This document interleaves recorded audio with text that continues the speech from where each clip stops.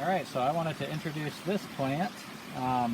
We're in the mountains of North Carolina, and this is a plant that we find in the Piedmont sometimes, rarely, but it's really common in the mountains, and I'm really excited to find it. It's stinging nettle, and it's edible. It's a really delicious edible, and all you got to do is cook it, and it takes all the little hairs that are like needles that inject formic acid, same thing that fire ants inject into you. So you can cook it and eat it. It takes all the sting out of it. And I like to use it medicinally too. I've talked before in videos that there's only a handful of plants that I really endorse myself as medicinal plants, not because I don't believe in the medicinal power of plants. I just think that our culture uses it wrong. We treat it like a magical pill, and there's a lot of misinformation that gets just regurgitated. But my relationship with this plant, and I think that's what medicinal plants is really about, is forming a relationship. I know it works for me. So if you've got like a sore cramp, you can take this leaf, and this is also how you tell it's stinging nettle. I take the inside of my wrist, and I just kind of tap the underside of the leaves, and you'll feel a stinging.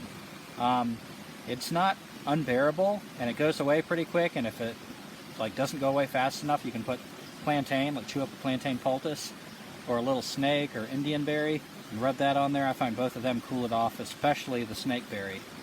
But it also is medicinal. If I've got a muscle cramp, it's called urtification, and urtica is the genus name of this.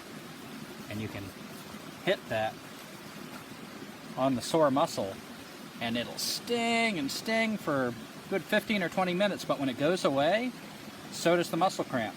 I had a finger cramp the first time I tried this. For some reason, one of my fingers that just, I couldn't bend it. It was cramped up for like 2 weeks. And I tried it, and it burned and stung for 15 minutes and then went away. First relief I had in 2 weeks.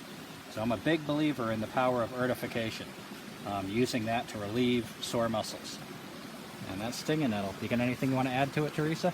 I was just going to ask, I was mentioning before we started the video, there appears to be something similar that's more widespread, and you said it was wood nettle, and they do look the same. Yeah, we run into that more often in the Piedmont, and that's, you can barely feel a sting. Sometimes you can feel a little bit of a sting.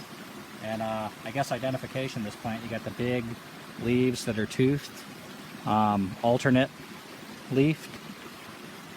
And I've never noticed these little leaves before, but that might be a common thing to look for. And look how hairy. It looks like something between a hair and a thorn there. And that's what goes up. And that's what you can see on the underside of the leaves here too. So that's the big, the effect of stinging nettle. And you can see my arm's kind of red, and you might get a few bumps, but they go away pretty quick. Let me see your arm again. Comparison. Oh yeah, you can kind of tell. All right. More red. Yeah, so that's stinging nettle. Try it out.